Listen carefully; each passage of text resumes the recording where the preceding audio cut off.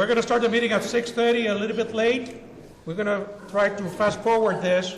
So because of that, I'm going to change the agenda a little bit. The first thing that we have to do is definitely thank SSM Cardinal Glennon for the generosity of allowing us to be here and giving us this food that is probably the best hospital food that you will ever eat.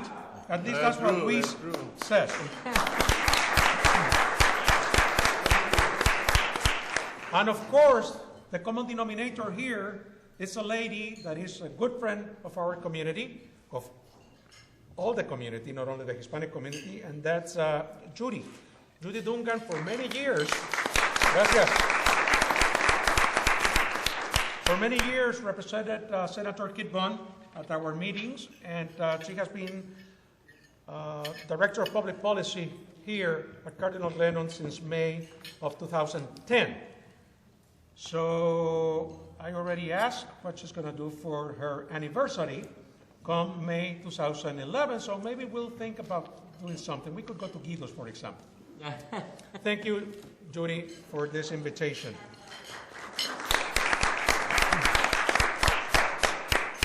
Now, I don't know how many of you know why I am here.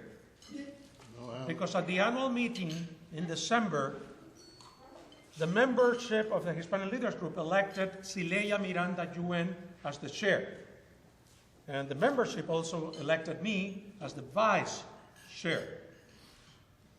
Cileya, for personal reasons and a lot of issues related to her work and commitment to her own foundation, Belas Artes, had to resign. She's not here because she's doing a lot of traveling also. I think she was going to go to Brazil and also to Asia. So she resigned from the board. She's still a member. She's going to be still an active member of the Hispanic Leaders Group. We're going to participate with her and help her in the Latino Legacy Project that was started last year. So, and you're going to hear more and more as to the plans and the programs that we want or that we're thinking about implementing and doing this coming year. I have not been able to meet with the board yet. We have exchanged a lot of correspondence, but we haven't sat down to have a formal meeting, and we will do that. So that's why right now I'm going to give you just a very brief overview. We will continue with the scholarships. On July the 22nd, they will be presented, sponsored by the Hispanic Scholarship Alliance. All of you will get more detailed information about that. We were going to do the Premio Esperanza. And, well, we're going to have annual meetings, and we're going to have membership meetings like this with programs every 2 months. The place will be rotating, so we will let you know more about this. At this stage, I want to introduce the board of directors that are here. So if you are here, our treasurer is Luis Gonzalo Martinez, right here. Jackie Galatuar, is she here? No. Karen Aroesti, there you are. Dinora Viñas Bonmarito, our correspondence secretary. Idalia McNulty, our recording secretary. Rafael Barron, I know that he's not here. And Patty Kubitschek, she's teaching right now. She's teaching at Harris-Stowe State University. So thank you. I do expect a lot of cooperation, and I need a lot of help from the directors, but also from the members as to what is it that we are going to be able to do this year. Changing the agenda, I'm going to now introduce to you Rafael Numarin. The agenda indicates that Abraham Resex, the president of the Hispanic Capital Day, was going to do the presentation. Unfortunately, he had to leave because he's going to be going to a confirmation seminar, training, whatever. With his daughter, so priority. Priority. God is number one. We all know that. So that was a good excuse to pass the baton to Rafael Nung. Rafael Nung, for many years, was the president of the Hispanic Chamber of Commerce. He's with PNC, and he's one of the members of the Board of Directors of the Hispanic Capital Day, Inc., which is the not-for-profit that was created to ensure the continuity of the Hispanic Day at Jefferson City. So I'm going to ask Rafael to give an overview as to what's going to happen 2 weeks from now. Rafael. Thank you very much, and welcome back, everyone. I miss you all a lot, but I live on the other side of the river, and I don't have that opportunity to be here as often as I want. But thank you for your support to the Hispanic community.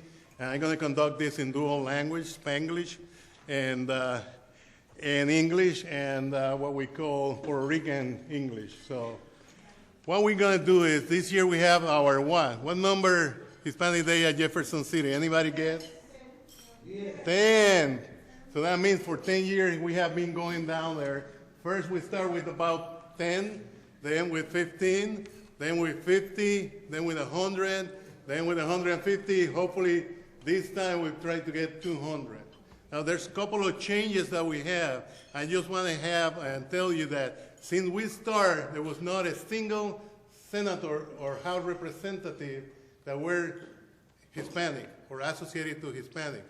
By the way, when we went down there, we were introduced by the chamber. They look at it, do we have Hispanic in the state? Wow, we have 10, that's great. Now, when we go down there, we have somebody we need to talk to. I'm very honored to tell you that we have 2 senators that are from the Hispanic community and still have 1 representative. And the senator is Brian Nieves. In the right way that we call him is Brian Snow, but it's Brian Nieves as a Puerto Rican. And we have Maria Chapal Nadal, which is very well known from the area here of University City. And she's a great lady, and she is now a senator for us. So this year, not only are we going to actually go there and say we're present, we're saying we're present and our people is here with you. So that is a great accomplishment. So give all of you a round of applause to get our leadership going. Now, with that position, we also come with responsibility. I don't know if you realize where we're living right now and the environment for all of us, our community, on the process of integration to become new Americans. Now, more than ever, our voice has to be heard. And that's what we're going to do on the 22nd and 23rd. The 22nd normally is the day before the activity. We're going to be at the Capitol. What is the hotel? Capitol Plaza Hotel. Capitol Plaza Hotel. We're going to have the sponsorship by PNC, not my bank, but PNC and AT&T. So far confirmed, both of them. And the whole idea is you go there, we have a good room for you. We're going to have all the legislature that deal with our community there, and you can have one-to-one with them and our friends of our community. We're going to have, like every year, the Chamber of Kansas City, the chamber from here, so in the business area, all the institutions that work in Kansas City, Columbia, work together and meet in the center of our state to talk about issues that we have. This year, they're going to have concurrently with us, but on the other activity, MIRA, going to be there also celebrating the activities of MIRA. But we're going to work as a group, and both are good to, we'll be there at the same time with different schedules to go there. So what is the cost? The cost basically normally is $10 for the breakfast and $25 for the membership of the Capitol Inc. And a free lunch. And a free, well, the $10 you pay for your lunch. But the night before is on your own. The hotel, you pay for a hotel. I'm paying for mine. But it's the return of investment of that visit. That's the only opportunity that you have that take the legislature in the area that is not the protected area of Capitol Hill and be talking in your table one-to-one about the issue that you want to talk to them. So they can listen with you, they can basically eat with you, and you can have a networking with you. So it's a great opportunity. This year, we asked for different dates, and the governor finally confirmed the 23rd. He's going to meet with our group around 10 a.m. in the morning in his office. Okay, it's a confirmation. Last year, we never had that on time. This year, ahead of time, we have it. So it's confirmed that we're going to meet the governor. It's confirmed that we're going to be presented at the chamber of the Senate and the chamber of the House of Representatives, and we're going to work together on the schedule in between, go and see the governor. We are planning to have a bus, autobus, a bus from here to there, and from Kansas City to there. And we have sent to you an email to all the people, I hope all the names are there, with a survey that we did. 5 questions only. We need to get that feedback. And the question, you will see it in the survey. We want to get your information before we go there, so we finish our agenda. I'm going fast, but I just want to be sure you have time for your meeting. It is the 22nd, is the business after hours.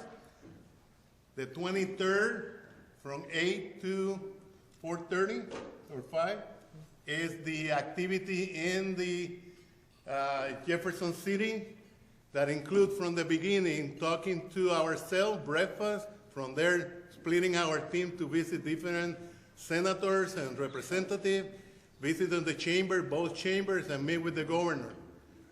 After lunch, and we don't know where the lunch will be, could be on the governor office building or be on the Truman building. They haven't decided which one, but we're going to be close. And then in the afternoon, we have the rotation of people coming to us based on business, health, immigration, whatever we decide to talk to. This year, like last year, we have a confirmation with Consul of Mexico. He will be there on the 22nd, and then he may participate on the next day. Remember, this is a different protocol.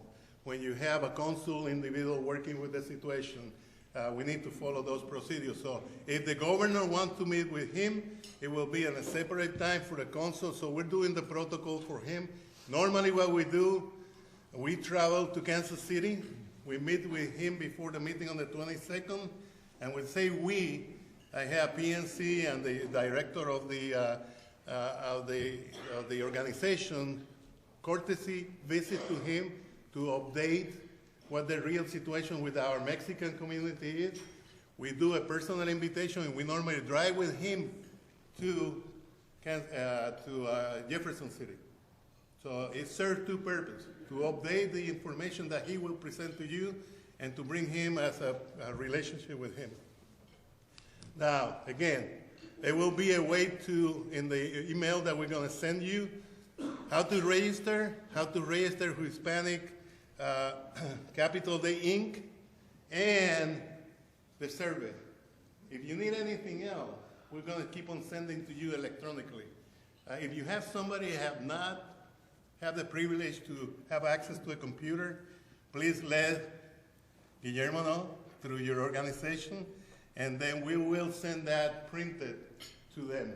We're going to have, like last year, we're going to have the folders with all the information about your senators, all the information on your political structure, and then all the things that you're going to talk about, who's going to do what, and what they're going to present to you. So when you go there, you will have a package in the registration, and you're going to have that information for you. So we would like to do that. At the end, at 4:30 to 5:30, we have an election of our new members, so you will be participating. Annual meeting.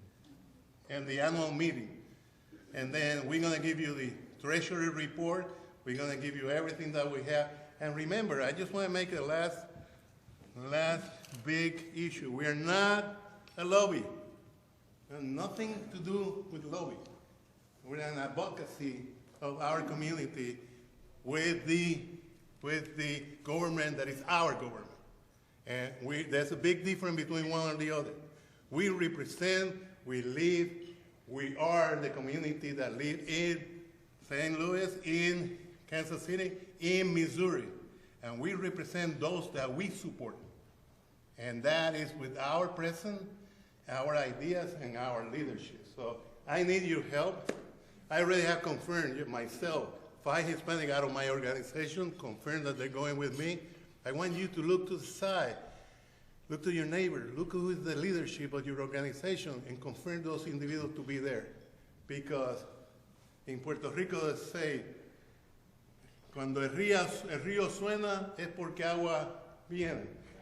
Okay? When the river has sound, water is coming. Hurry up. Now we can now make sound. We're going, and be there with 10 cats and 2 dogs and 1 in the old guy like me.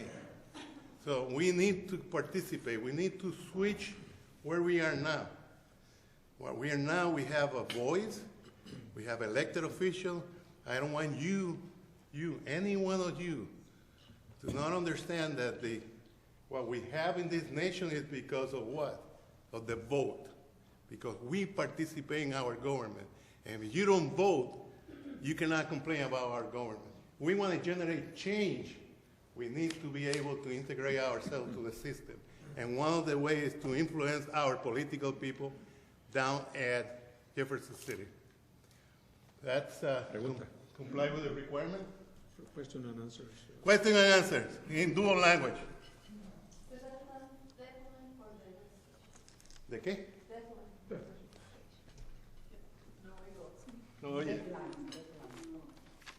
¿Cuándo es el deadline? Okay, deadline for submission. Yesterday. That's right. Let me tell you why. That guy down there is coordinating the bosses. I'm doing the budget. If I don't know who needs buses, and we're going to send an email down, who needs transportation, we're trying to get a bus living here and stopping in 3 different places to pick up the people closer to where they live. So we're going to set up the route, but we need to confirm.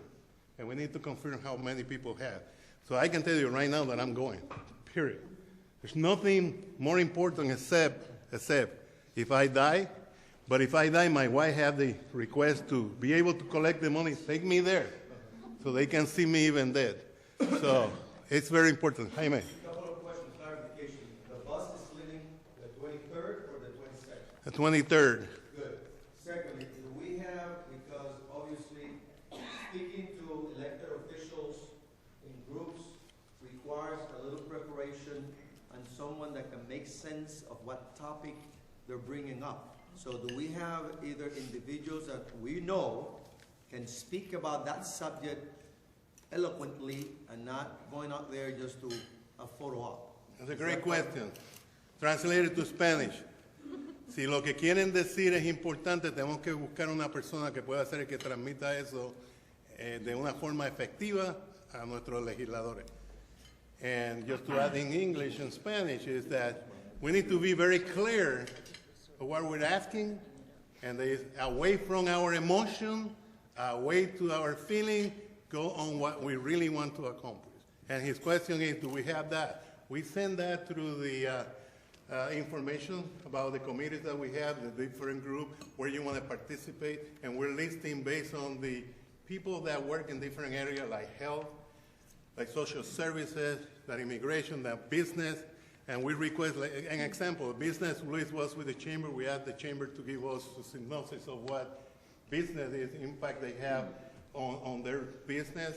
But yes, we have that one. If you have any way or any form to identify somebody that you think is the leader or they can speak that way, do it in the area that you want. Recommend that we're open communication. And I will adjust everything that we have even to the day before we get there.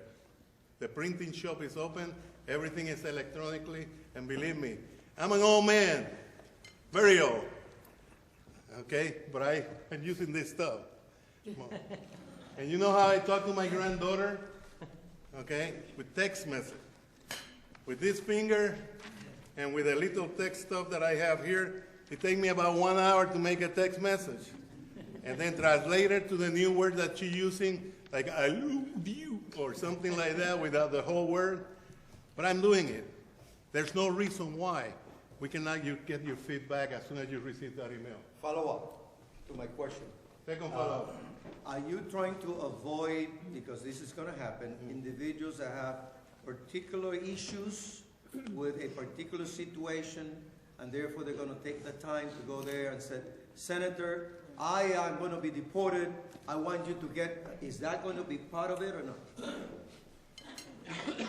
We live in America. I want to live in America.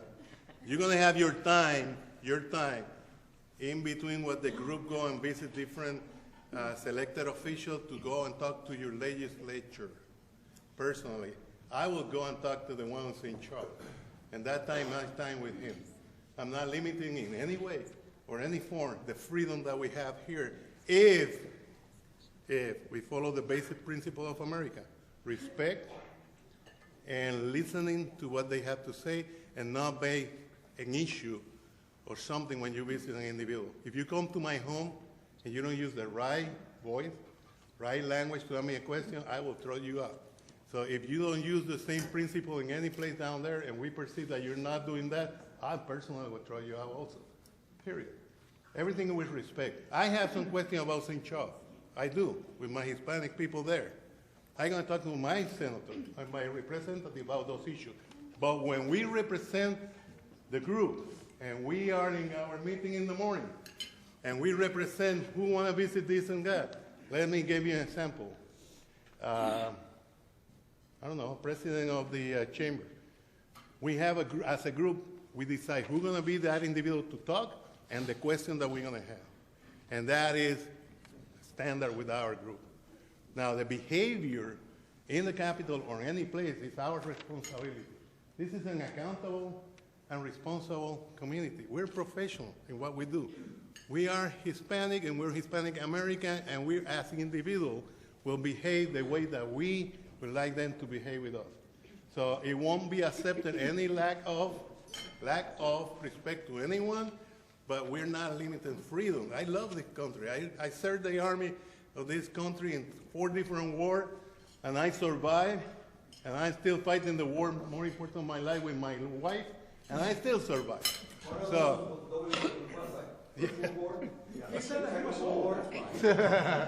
so if you have any other question, please email me. What is your email? Well, I won't give you the email of the bank because I normally have to talk about money and good stuff. I know it's the greatest bank in the area, but it's Rafael, R-A-F-A-E-L, at None Better, which is my wife's company, NUNBETTER.com. Nothing better come out of that stuff. We do the best that we can do, and we always do it. So send me that email, and we're going to try to centralize all the email to one individual, our secretary, which is your chairman. So if you want a particular one, send it to me, but it should be going through him, and he will send it to all the action member of the directive. Question? Any more questions? Yes, ma'am. How much is the cost of the bus? That's a great question. We're trying to define the realities behind the cost, and as soon as we know, tomorrow morning you should have a response for that. But it should be about $25 per person, and about $25. Yes, it's a one-day trip with maybe some snack included along the way, and we're gonna have somewhat of a working route, you know, so that we can have, like Rafael said, unity in our message and a little follow-up. So without your help, it wouldn't happen, right? And I don't know, Rafael, you want to cover how to register online, if you want to? Well, we send it on the registration, should be on the email. But I'm not concerned about those people that do not check the email a lot or don't have the ability to check the email. If you know someone that had that particular situation, print a copy of what you have, show it to them, and then call Guillermo, or send me an email to pick it up. I'll go and pick it up. You know, a lot of people here have that ability to print for them, and this is what I'm saying. This is a shared principle. If I need to do 10 copies to 10 individuals, I'll do it. I cover that myself. It's so important to be there. This nation, our great nation, you know how many people vote in this nation for the privilege that we have? Less than 40%. We should be voting 100% because we have the best nation in the world. So we need to train our people that the participation with our government is a friendly participation because those individuals are elected for us and work for us. They don't work for themselves. They work for us because I vote for them. So I hired them. So that mutual responsibility has to be stressed, and this is the best way just to do it. We're going to get America where we want to get it. The U.S., we need to participate in a positive way. I think that I'm preaching to the choir, but you need to sell what you really like. You know, it's like when you talk to me about my phone, I will tell you that my phone is the best one because I use it. I trust it. I see it. You know where we are. You know where we're going. You know where we have been with Anthony Ramirez when he started with all this stuff. The fight is long, but the war is open. This is a worse thing Afghanistan or Iraq or Vietnam. This is continuous war, and the continuous war has to be fought every day. Never returning. The best offensive is what? Keep on going forward and attack the enemy, overrun. We don't stop to defend, we keep on going. And you have a lot of knowledge, you have a lot of experience, and you have incentives. So. I have another question. Are we promoting this to the masses, like, let's say, churches and stuff like that, and people that do not have the money to go? I mean, what are we doing about that? That's a very good question. Last year, what the Center of Kansas City did, the Kansas City paid for the participation of those individuals as an organization, and the organization registered all of them with the Hispanic Day Capital City, El Centro Guadalupe. The information has also been sent to Red Latina. You know, it's up to them whether they publish it or not. And it's up to you to go to your churches, your places where you have contacts, and just... Plan has taken care of that. But I want to make a very... Plan has taken care of that. We have notified the churches. I want to including make Catholic and a non-Catholic. comment here. This is not a political rally. This is not a circus. This is not an activity to have a celebration, except celebration of what we are. This is a great opportunity, and I've been traveling all over the world when I was there for this great army. I'm going to tell you, freedom is something that if you don't take care of, may disappear so fast. But be free means be accountable and responsible. So I'm trying to encourage you that if you want to train people to become new American, this is a great way to show accountability, responsibility, and motivate and go with us. And we have accomplished a lot. 2 senators, 1 House representative, and the name is Lavoy. Talboy half Mexican and half American. Maria is half Puerto Rican and half American. And Brian Nieves is Puerto Rican. So, New York-Rican, basically. New York-Rican, something like that. Well, my friend, I went and visited him. And I have a dinner with his father next week because he's my client. So, do we have any other questions? Can we do a head count of people who might be potentially interested in registering or going in a bus today? Anybody interested in going for 1 day via bus? Stand up. If you're interested, at least raise your hand to have an idea how If you stand up, you will probably see better. Yeah. Anybody here in the crowd interested in going for a day trip to Jefferson City? And like Rafael said, you know, the best way to make a statement is by volume. Politicians love to see numbers and hear the many opinions, but the message is simple. We just had to shake every hand and knock on every door, because at the end of the day, what happens is when they're together passing the law, it takes only a group of them, right? So one person doesn't make the law to go through. It just is it's a team effort. So the more you knock on every door, the better it's going to be. But you're asking specifically for people that want to take the bus. Correct. Now, that comes the second question. How many people plan to go there by yourself?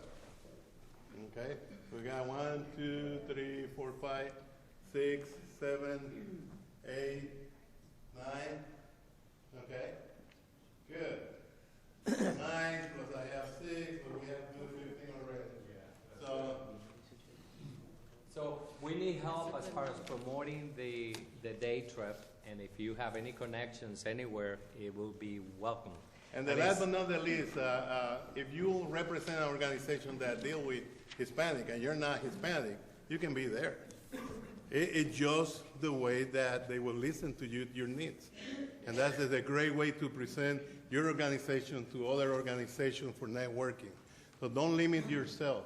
You want to be there, got to be there, go for it. So thank you very much. I think that covered everything. I just want to make sure that, like they say in the Army, like I say in the American Army, be all you can be. And when they say the army of one, it's because all of us form one individual. And that's why we need to be there, the army of one. Every individual is important in our organization. So thank you very much. Muchas gracias. And you have to go on. I have to, my wife is ready to kill me if I not get there. But We don't want that. We want you back. So, gracias, Rafael. And now, on photo finish, we have the honor of having Vanessa Crawford. She's the executive director of the Missouri Immigrant and Refugee Advocates, and we're going to give her 5 or 7 minutes to follow up on that based on what Mira does and any comment, any suggestion that you might have for our group. Okay. Vanessa, hola. Nice to meet Great. you. Hi, nice to meet you. I'm so sorry that I sort of just ran here at the end. I've actually spent all day in Jefferson City today and yesterday lobbying on a couple bills. For those of you who don't know what MIRA does, we are a coalition of organizations that advocate for all refugee communities, Latino, Bosnian, Chinese, you know. We do policy advocacy at Jefferson City, at the federal level, at the local level, and we also do a lot of community education, trying to reach out, try to organize immigrant communities to advocate for themselves, as well as reaching out to non-immigrant communities to have a better understanding of the issues that face immigrants and refugees in Missouri. So I think it's probably relevant to what you guys have been talking to today. I've spent the last 2 days in Jeff City, and I got to go back again next week. Lobbying on, there's a couple bills that are targeted at discriminating against the immigrant communities in Missouri. One, and I would suggest if you're still looking for bills to talk about when you get to Jeff City, House Bills 167 and 168. 167 would require that the state only administer driver's exams in English. Right now, a person could take the test, and they have the written test in 12 languages, including English, and they have interpreters for people who speak languages other than the most common 12. And as I'm sure a lot of you know, only a documented person is eligible for a driver's license in the state of Missouri. So these people that are, they're purporting this bill as some sort of like, well, we have to do something about undocumented immigration, and then they write a bill that specifically targets and only affects documented immigrants. And these are people who are trying to, I don't have to tell you, these are people who are trying to go to work and take their kids to school and be productive members of the community. And in particular, we're talking about newly arrived immigrants with no English proficiency. And they need a driver's license in order to be able to live their lives.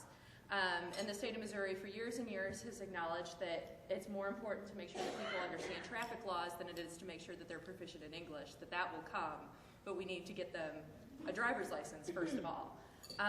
But so this bill would say that it could only be administered in English. And they give a lot of reasons for it. They talk about traffic safety when the highway patrol who administers the test says that it's not, the safety issue is making sure people understand, and we don't care what language they take the test in. They say it's some sort of like national security issue because they think that, newly arrived immigrants are obviously, some sort of security threat. We have to make sure they speak English so they're not terrorists or something like crazy. And this is a bill that's moving and we're fighting, and it affects the immigrant community as widely.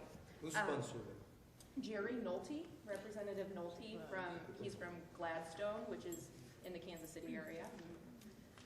Had a long talk with him today.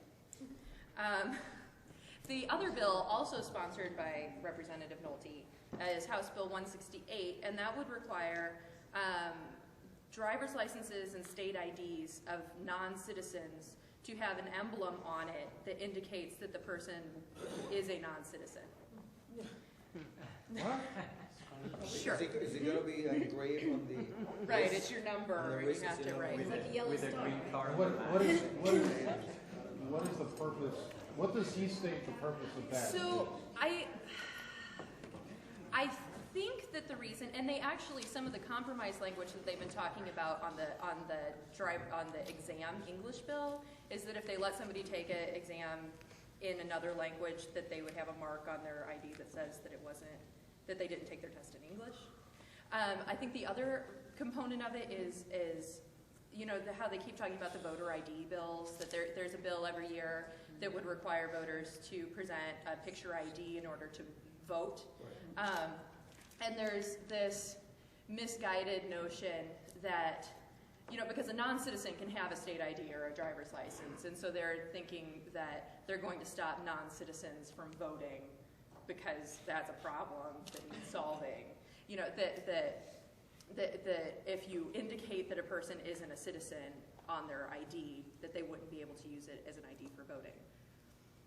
Which is it's a solution without a problem, really. And then the argument that we make is, think of everybody that you have to provide your license to that's not an election judge or a cop even, but every time you gotta cash a check, get entry into some place, buy beer, you're handing somebody your scarlet letter and asking to be discriminated against. Vanessa, do Yes. you have talking points on those two bills that are bulletized so that it's accessible to those individuals that maybe, seeing? I certainly will within the next couple days. It's been a matter of trying to get it Are together. you planning to Yes. be part in the Hispanic Day also? Actually, Mira Lobby Day is the same day as Hispanic Lobby Day. So we'll all be down there at the same time. That just sort of worked out that way, but I think it works out because, we'll be talking about a number of the same issues, I believe. And when you say mirror lobby, you mean you, or you mean 10 of us? I mean 50 of us. Okay. It will be, the Mira, the same as Hispanic Lobby Day. The There will old be mira. Mhm. The old mira. Yeah. Yes. So we'll be, and like I said, Mira Lobby Day is more. We have immigrant Oh, groups. others. Yeah. But They will all be speaking Spanish, right? yeah, right. that's the requisite. But right. So those are the two big bad bills that I think. There's a number of bills that have been introduced. Those are the two that are the biggest threat to the immigrant community and the allies of the immigrant community now. Those are the ones that seem to be moving and have the most traction. What's the pulse within the chambers regarding the support or not support of such? Right now, In the bills. general. Right now, the bills are in committee. It's sort of an interesting issue because I think that if the bill were to come to a vote on the floor of the House, I think it would pass because I think that there's too many people in the State House and the State Senate that they think that they don't know anybody who this bill affects, or they don't seem to understand that this community is attached. They think that those people are over there, and that doesn't have anything to do with me and the people in my district. And so they think it's okay because they don't understand the problem. They don't understand why it's an issue. And they have these, I was talking to someone who said, well, no, the immigrant community. If somebody can't drive, then everybody else will just take care of them because everybody knows everybody and they all talk to each other and then they all go to the same church and they all go to the same store and they all go to the same school and it wouldn't be a problem. Because they think they don't know. Is there So- other states with similar type of proposals or already? There have been. Which states are those? I know that Tennessee has the exact same bill in their state house right now. I mean, none approved. That means I think Alabama has that bill. Alabama. I don't know. I couldn't tell you, Alabama, but we're in good company with Tennessee and Alabama. But so I think that that's why it's important to lobby, is because right now, and this is what we're seeing. If the bill came to a vote today, I think that we'd lose.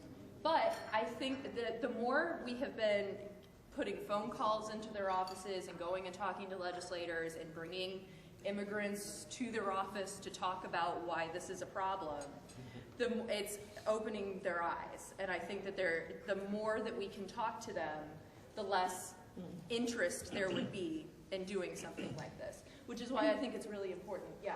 Can I also just say, Vanessa's saying something that really is quite, and let me underscore that this is really quite urgent, okay? Even if the bill doesn't have a hope of getting anywhere, you want to be in Jefferson City, you want to be a personal face for those folks to understand that this legislation has real human impact. I think one of the values of potentially making the commitment to gather people to be on the bus is perhaps we can get somebody who can do a little lobbying education in the drive up there, and that when you send out the notices for the 23rd, that these two bills, which are really quite evil, be at the top of the list for anything to talk about. And if you have the folks from ERA who are talking about them, and you have the folks from Hispanic Day who are talking about them, you kind of make it that much more important. At the same time, I think I can also provide a list of everybody's email addresses in the General Assembly. I think you want your constituents to be sending emails. You want them to be making phone calls. You want them to be writing letters. This is where the power of the population becomes very, very important. And really, at this stage of the game, even if they had nowhere to go, these bills, I would want everybody screaming as loud as they can, explaining just how horrible this kind of legislation and discriminatory and biased it really is. Right. So let me just underscore what Vanessa's saying, that I think this is one of those wake-up call time of opportunities. If not now, when? Well, and let me just say that this is something that we really need to pay attention to, because this isn't the first time that they've tried to pass something like this. Well, and they've so already, it's ongoing, and it's important that not only this year, but to continually attend these Hispanic days and be involved, because just when you think that, oh, it went well, someone tries to slip it in again. Right, and that's, a year or two ago, this bill had been introduced, and the compromise got it down that to get a commercial driver's license, like a truck driver or a bus driver, a commercial driver's license, you have to take that test in English now. They already did that. And now they're coming back for non-commercial driver's licenses. And it's just, every year it's going to be something else. When we don't beat back this, it'll be something else again. Vanessa, I have a question. And my question is, I know you're saying you're speaking to the sponsors of this bill. How are you educating the other legislators so they'll know, because they're the one who's sponsoring? Yes, he's trying to cut a deal with another legislator, but if you inform all the legislators of the importance and explain to them the impact that this bill will have on the population of people, maybe they would not support it. But if they don't know it, they'll just go on and so. No, you're exactly right, and that's and we've been, and it's me and a couple other people who are knocking on the doors every day, or most every. My office is in St. Louis, so I can't go down every day. And right now, we've only been able to talk to the committee chair and the members of the committee and the bill sponsor, because we don't have enough people to get to everybody. Which is why these lobby days are so important, because we need people. And to be quite frank, I'm obviously not an immigrant. And so when I go and talk to somebody, when I go and talk to these people, and they go, well, what do you know about it? About as much, and you need people who can speak for the communities and speak for themselves, But also, if you can't knock on their door, everybody has an email. Everybody if you have something with the bullet points on it of the issues of this bill and how this will impact the community, I suggest that you send the email to all of them. I completely agree. One of my concerns is that, by and large, the reps here in in the St. Louis area get it. That what we're talking about really are a lot of out-of-state individuals, and mostly they are not our representatives. We don't vote them in and out, and so we have a slightly more limited capacity to be able to affect their votes. And last year, at least, when I was at Hispanic Day, I think none of the reps we went to see were actually there. We just sort of left information with assistant after assistant after assistant. So I think that there really does need to be a concerted effort, but I'm not sure one morning when we walk around and talk to a bunch of assistants who say, oh, of course I'll give this to whoever it is. We've got to have more of a plan than that. No, and I agree. And I think that, I mean, when you are there with a group of people that are specifically affected by a bill and this person wants to vote for it, I think that you have every right to go knock on that person's door whether or not So they're Vanessa, what is your email if people want to contact you? And Vanessa, V-A-N-E-S-S-A, at mira-mo.org, MIRA-MO.org. now it's Spanish, please.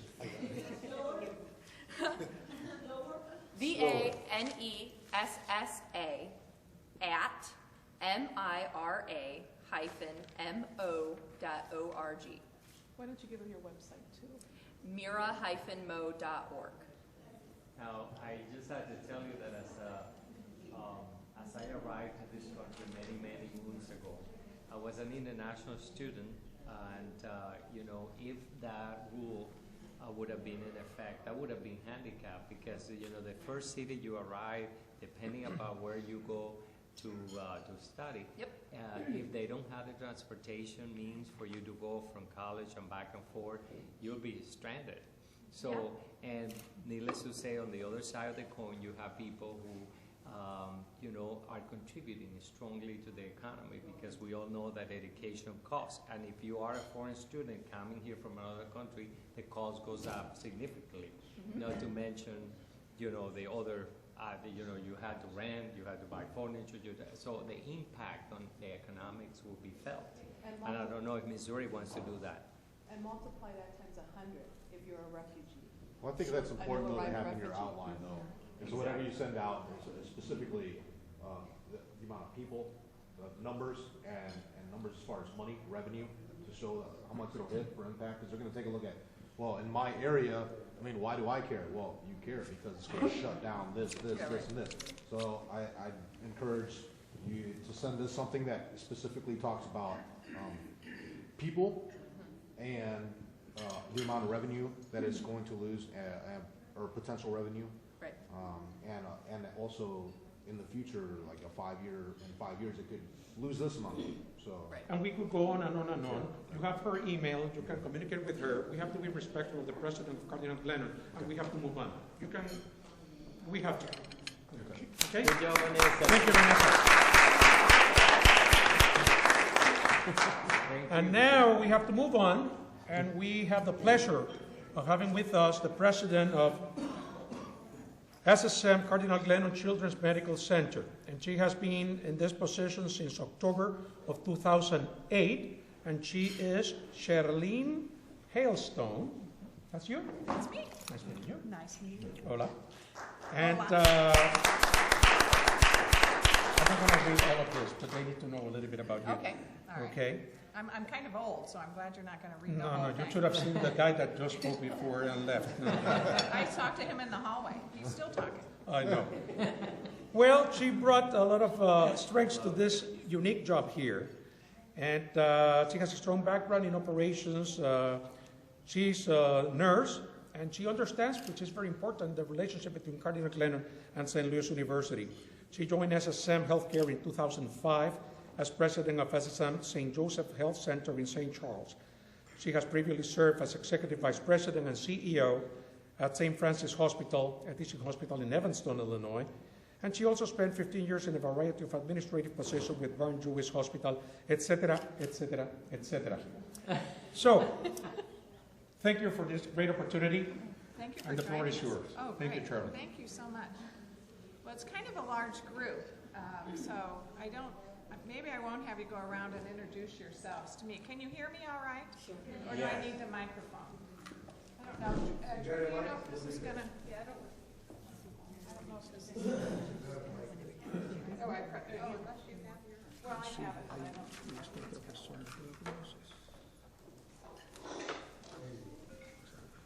Well, it's talking to you. Well, welcome welcome to Cardinal Glennon. We are so pleased to have you join us tonight. I'm going to do just a brief orientation about Cardinal Glennon, and then I have some of my staff with me tonight to talk about some of our community programs that Cardinal Glennon really provides, and I think it's some of the best kept secrets in the world. I think when people think about Cardinal Glennon, they may think about bringing their children to the ER or bringing to the hospital, but we're very much about children in our community, keeping them well, keeping them safe, and also trying to help treat diseases around the world. So some of my team will talk about that in a few moments. I did see Raphael out in the hallway, and I thought maybe I should come up and tell you that I'm half American, half German. He was going through everyone's pedigree. So.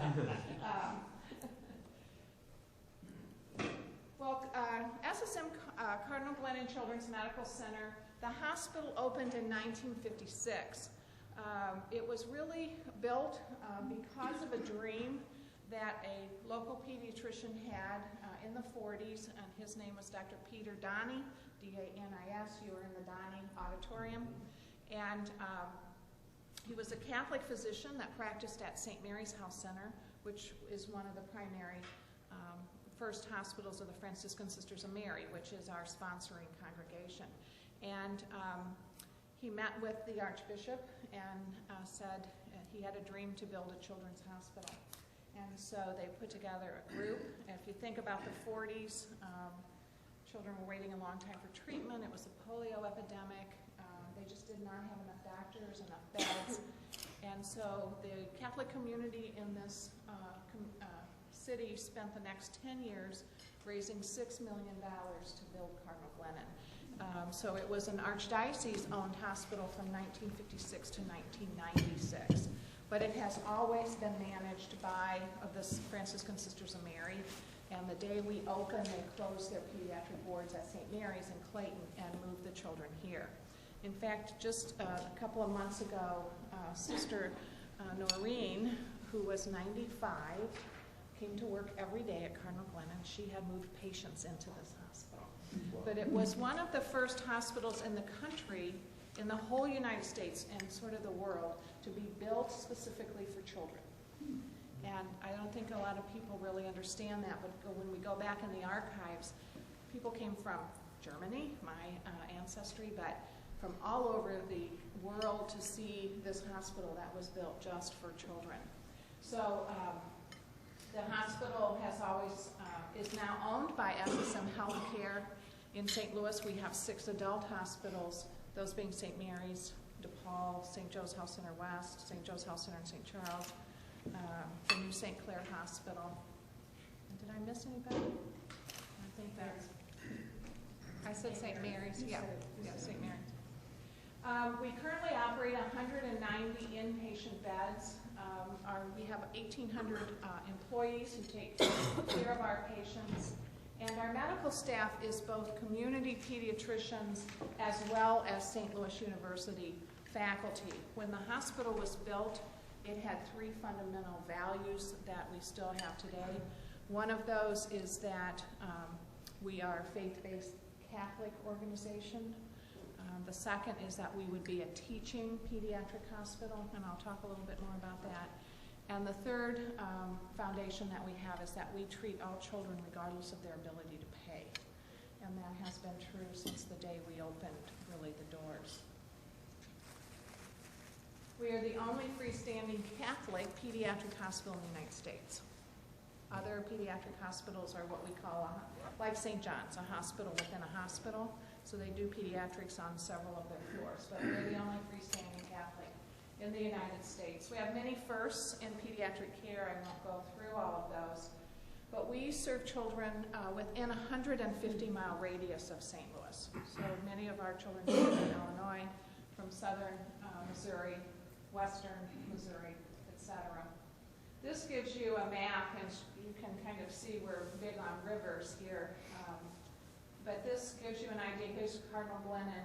All these stars are where we have services out in the community. Our physicians go to 22 different locations in Illinois and Missouri to take our services to those communities. So this is St. Charles, south all the way to Poplar Bluff, and then all the way out to Mount Vernon in Illinois. We admit either several day stay or just one day stay, about 8,800 patients a year. See about 44,000 ER visits a year. It's about 125 patients a day through our emergency room. A little over 8,000 surgeries, but 125,000 outpatient visits. And that does not count the physician visits, which is another 125,000. So we are more about taking care of children as in outpatient settings, more than inpatient settings. People think about the hospital, but it's a huge outpatient care facility. So the other thing that I said was one of our foundational values was that we were a teaching hospital, and what I thought I would just spend a few moments on is what is an academic children's hospital. And these hospitals children's hospitals are affiliated with universities, and we provide an atmosphere of both education and research so that we can move forward leading edge care. And you'll hear some of those programs. Drew will talk about our cord blood program, which was really started here and has grown to be the second largest cord blood bank in the world. So very exciting things we're able to do with our affiliation with St. Louis University. We have 90 medical residents from 3 different training programs. We're training community pediatricians, but we also have physicians from St. John's come and learn pediatrics here, as well as Illinois. We have 735 St. Louis University medical students that rotate through this hospital for their pediatric experience. I know that there's that many because they all come to lunch in our cafeteria. After Father Biondi to figure out how he could feed his own medical students. We have affiliations with 9 schools of nursing. So we have a lot of nursing students coming through Cardinal Glennon. And then we have allied health programs in social work, PTOT and speech, X-ray, child life. So a lot of educational programs use Cardinal Glennon to help their healthcare professionals understand pediatric care.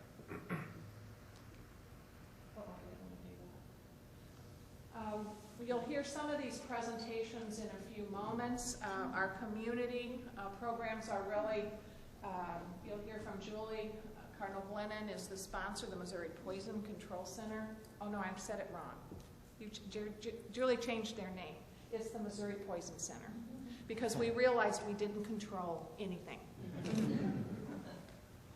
St. Louis Cord Blood Bank, Drew Schumacher will talk about that in a moment. Safe Kids St. Louis is a major collaborative we have to work with families around car seats and bike helmets and how do we keep our children safe.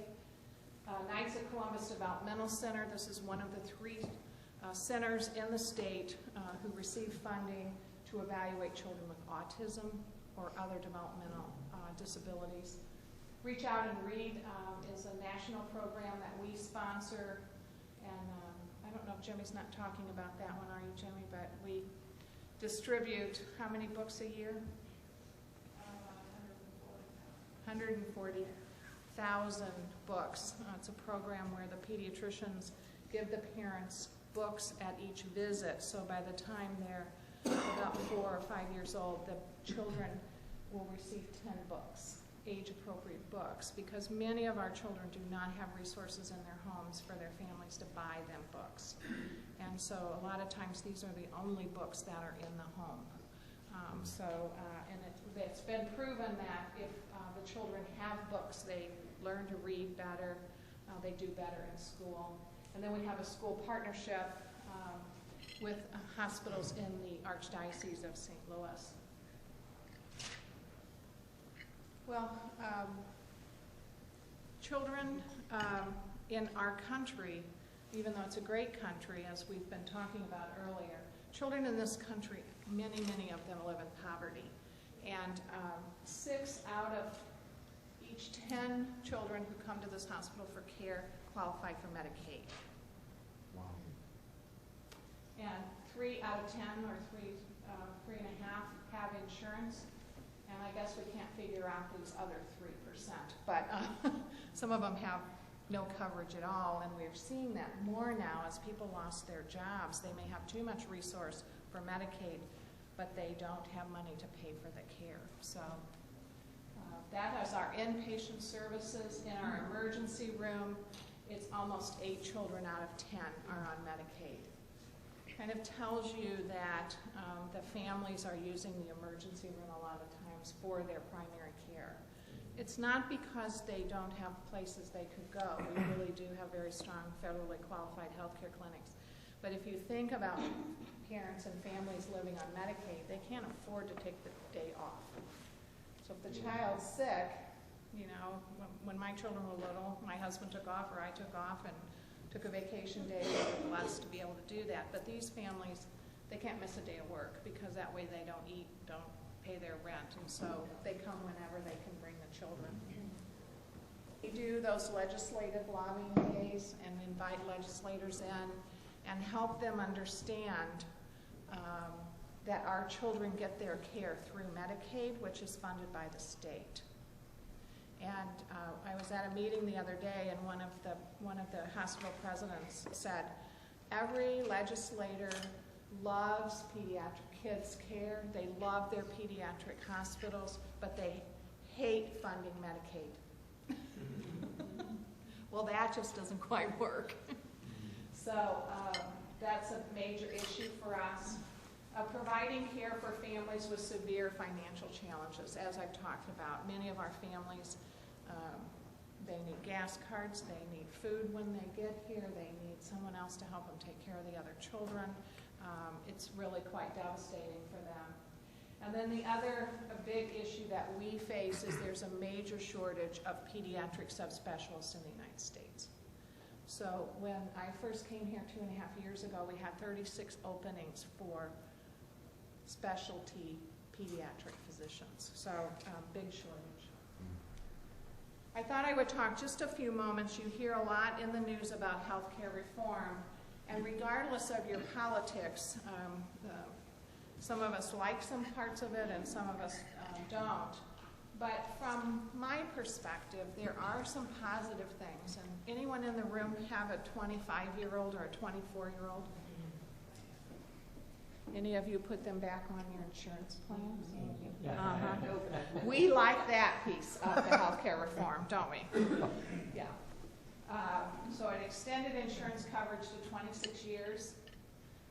It eliminated pre-existing conditions. Think about a child who's diagnosed with leukemia at 2 years old, and that family trying to insure that child for the next 24 years of its life.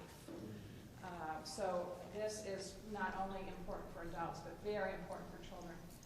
And then it extends Medicaid for children in foster care settings. So some of our children in foster care don't qualify for Medicaid, and that's a problem. The challenges for us in the healthcare reform, in the hospital setting, is that we're going to have to pay for that 50 million people who are uninsured. Those 50 million people are adults.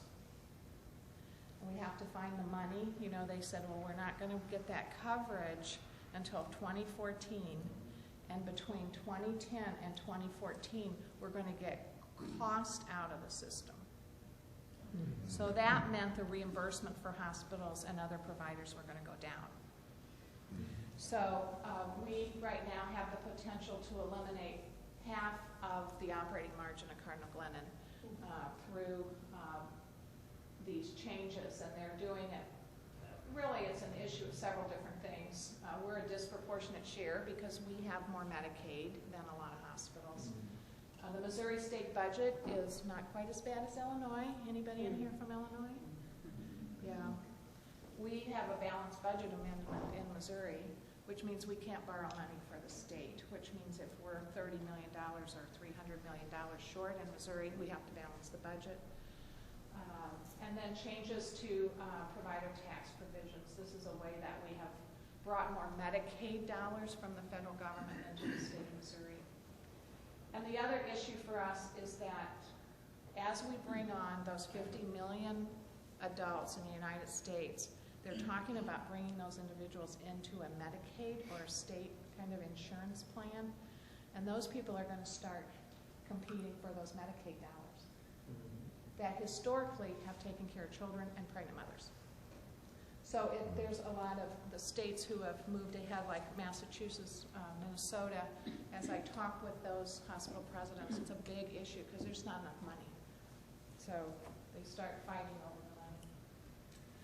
So that's, I'll really take any questions you might have. That's really all I had, and I probably took longer than I should have to give you just a little bit of a taste of a day in the life of hospital administration, a little bit about Cardinal Glennon. So, anybody have any questions? I'm curious, do you keep statistics on your populations? In other words, so how many of your visitors come from Spanish-speaking communities? You know, I knew you were going to ask me that. I didn't have time to get the numbers before I came. And the question would be, if over the last few years, you know, you've seen an increase in that, and anticipate that being an issue. I would say we have seen an increase, and we do. If you noticed on the table when you came in, many of our materials are both in Spanish. But does anybody know that? Do we know? We asked Kathy that. She said she didn't have that information. I don't think you're allowed to ask for that information. Is that a HIPAA issue? No, it's I think the category. Well, you know, we do know Caucasian or African American, but sometimes they do other, and so it's hard. And we have because of our location, we have a very strong relationship and closeness to Independence Center. So we actually have a large. You know, we have Spanish speaking. We have a lot of Bosnian. We have a lot of diversity in our staff from from the Independence Center. Vietnamese, Afghanistan. From the Independence Center or the International? The International. Did I say Independence? Yeah, no, that's on Linda. Which is funny. The International Center. Yeah, the International Center. Yeah. Are you at the International Center? I'm the president of the International. Yeah. Well, when I was in Leadership St. Louis, we came down, so it's good to see you again. Yeah. Yes. Now, given the challenges that you're facing, do you have any state-driven fight against the so-called negative effect of the law? You mean the lawsuit? Yes. That seems like, to me anyway, it's very political. Are you Democrat? Are you Republican? You know, we don't believe in health care that it will be repealed. We believe that it will be changed. So, you know, there will be, you know, and we had a big presentation a couple weeks ago by Tom Scully, who does a lot of work in Washington, and he said his feeling about it is that, you know, the coverage will be moved out. They may take certain provisions out of it that people don't think are positive, but he thought it had very little chance. Number one, of, you know, I mean, the whole, you know, premise is you can't require people to have insurance. Well, does anybody in this room drive a car? Yeah, you can. I mean, you have to have insurance, right? Sure. Exactly. So, you know, most people have insurance on their houses. It's not required, but your mortgage company requires it. If you're in a floodplain, even worse. Yeah. So, I mean, I think that most people think it won't be turned over in the Supreme Court because of the commerce history that we have in this country. But I do think it will change as it goes through, and I don't think they'll change the things we like. So, but I think the coverage, how fast we cover people, will be moved out, and that's kind of what the people are saying about it. So, I don't think the lawsuit will. To me, that's a waste of money. No, let's figure out. It is a shame in this country, Phil. 50 million people don't have insurance, so we need to figure out how to take care of those people. This is my own personal feeling about it. Yeah. I want to make a comment. I work in Molina Healthcare, one of the managed care programs, and we do a wishing well here in Cardinal, Glennon. And I am Hispanic, so I came one day.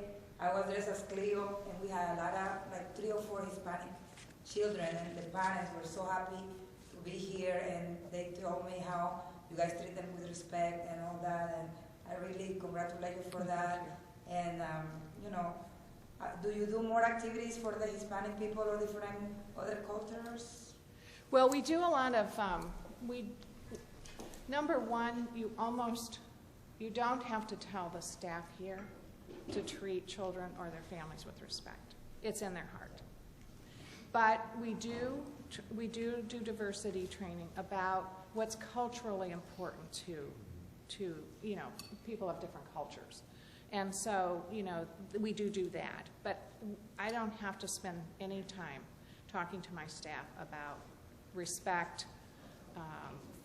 they just are come from their heart. I was telling Raphael last week during the snow, we had 118 patients in the house on Tuesday.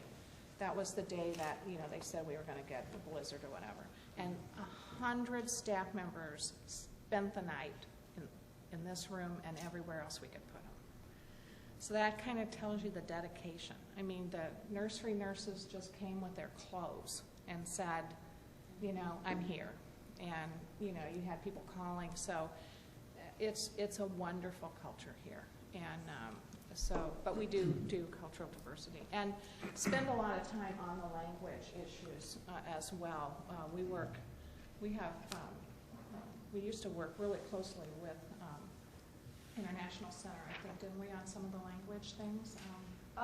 Yeah, I think that some of my social work staff have done physician sort of orientations and brand rounds and some things here. I don't know how much recently, but I know we've done it for some years. We do a lot of, we're very regulated on who we can use to talk medically with families. So we do use 2 phones because it used to be that we could, if one of our staff was fluent in Spanish, we could pull them up and have them talk. Many of our children are interpreters, which is not a good situation. But so isn't that technically illegal? It is. It is. Mm-hmm. It is, and we have to have people who are medically able to talk in the terms. So we have different regulations on that. But it's still, you still see the children of all cultures, really, different nationalities. The children speak a little bit better, and so they're helping mom who's helping the other child or whatever. That's not a good situation medically if we're talking about what's wrong with them or what we need to do to take care of them. Sherilyn, one other thing that we offer through our Safe Kids St. Louis program is car seat fittings and bicycle helmet fittings and things like that. And last year, the Safe Kids program distributed 1,100 car seats in this area. And I think that that's in every culture, Hispanic, African American, Caucasian culture. We just don't do a good enough job of protecting our children in the car. But we do, and there's a flyer like this that's Spanish language, and that at these car seat fitting events, we have people who can translate for our car seat fitting specialists. And if you can help us to spread the word about these events, we would be very grateful. Yeah, we actually take the non-functional car seats out of operation, have a big pile of those, and put the right kind of car seats in for the kids. Yeah. Do you have any volunteer activities where members of the community can get involved here in the hospital? Yes, we do. We have a very large volunteer group, but we're always looking for more volunteers. And so I didn't bring that information with me, but, or did you? Is there paper? You can apply online. Yeah, go to Glennon. CardinalGlennon.com and just look for how you can put it on the right side. And there's a volunteer application you can fill out right online, or there's a phone line that you can call as well. Yeah, we would love to have more volunteers. On the flip side of that, what, just kind of a very basic plan of action do you have in place for actually holding seminars like this in the Hispanic community, where you're going to be in front of the people that would be using your services? Do you have something kind of laid out, some type of action plan? Or I would say we don't, and so that's why it was kind of. Let me tell you something. I'm sorry. I work in Molina Healthcare, and the court, the state, they work with us. We do baby showers for the community. I did one for the Hispanic community, and you guys were there. You guys gave me free car seats for the community. See, I don't even know. And I'm glad she's here. I don't remember his name, but he was over here in the beginning of the day. and he was there telling the people how to, when you have your baby, you can get the blood for the cord and all this stuff. That's true. So we work together. There's Drew, yeah, we there work he is. together a lot, and they come to the Hispanic baby showers and all the activities that Molina does for the community. And That they we talk about participate. that. They participate always with us. So But your question was really, do we have a strategy to go out to Correct. different groups? And I would say right now, we respond more to groups asking us if we will participate in that. Wouldn't you say, Bob? Yeah. Like collaborations. But I would say that the value of having you here is for, I mean, that's our partnership with Molina, which is one of the insurance plans for our patients, and they do community stuff. But if you know of your organization or other ones that we can come and be of service, we have these wonderful services, and you know, we kind of get tied up taking care of all those children and stuff. But if you have an opportunity for us, just let us know, and Judy Duncan will help us Also, figure for the that same out. just down the street, you have Casa de Salud, which is... Yes, we do, So yes, I'm and pretty we- sure that with that you can... Yeah, we provide the specialty care, like if a child needs to see might have seizures, needs to see a neurologist, or if they have asthma, then Casa de Salud will send those patients here for care. Yeah, we've partnered with St. Louis U. We actually provided that partnership before it closed and then reopened. So that's a very strong partnership that we've had. And the medical school, actually the pediatric physicians went every Saturday and volunteered and provided care. And those in the Casa de Salud for years. Clarification, I think we're talking about La Clínica. Oh, yeah, it was Casa de Salud. Casa de Salud is... Oh, that's the, La Clínica, you're right. That's, Right. Yeah. Casa de Salud has been open for a year and now, and we're very appreciative of St. Louis University and the partnerships, absolutely. Yeah. It was Casa de Salud, right? Now it's what? No. I just confused. Oh, it was. I've only been here 2.5 years, so you'll have to forgive me. So it is now Casa de Salud. It was La Clínica that closed. Yes. Okay, now I'm oriented. And we actually don't offer prenatal care, but we do make referrals here. Mhm. Yeah, I knew we took the referrals. Correct. Right. Now, I just want to clarify something. When you become, I'm sure you have some sort of parent advocacy program where if you are, let's say, an immigrant speaking other languages, and you become a volunteer where you offer your translating services at no cost to the family, that's not illegal, correct? That's We have to use medically trained translators. But if you're talking on behalf of the parents, there are. Yeah. But let's say you're talking because, you know, the parents are normally not medical professionals. So you're becoming like the parent for all practical purposes. Your job is not to be fully, you know, you're just kind of listening. So is there any way that maybe we could possibly open the doors of sitting down, having a conversation with some of the schools that you're working with, the nursing schools that you're working with specifically, to engage the Hispanic community, more specifically the ones that don't speak English as well, to offer some type of programming where they can start getting into those nursing schools easier to get themselves to do two things, was first of all is education, but also to fill the gaps that we're having with the translation portion of not having someone that's certified and speaking. Is that something that we could discuss in the future? And well, let me maybe be clear about it. The medical translators have to be trained as medical translators. Right. If I were bilingual, I could not be the translator. Right. It has to be someone who is specifically trained to be a medical translator, right, legally. So it's a different, you have to go for training. And that, years ago, we just, you know, said, oh, you speak Spanish, come in here, you know, and tell this person they have cancer. And that just doesn't, you know what I mean? That just doesn't work.